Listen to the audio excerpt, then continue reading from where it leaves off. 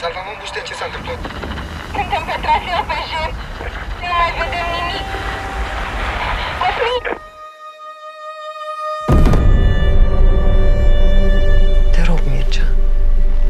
Prioritatea e copilul nostru.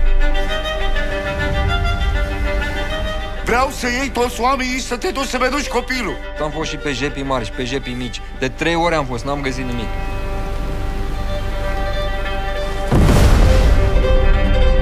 Ce mă fac eu, Filipe? Stai liniște. Nu plecăm de aici până nu-l găsim. Vreau să survolăm tot platou. Poate au ieșit de acolo din vale și s-au rătăcit în altă parte. Încercă să te conectezi la celula 1. Celălalt e conectat. Păi și ce treabă are SRI-ul în toată povestea asta? Nu am venit aici să acuzăm pe nimeni. Vrem doar să găsim copilul.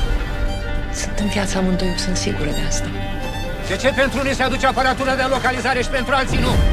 Cu tine o să trăiesc? Eu cred că tu nu înțelegi ce facem noi aici. Răspuns impuls pozitiv.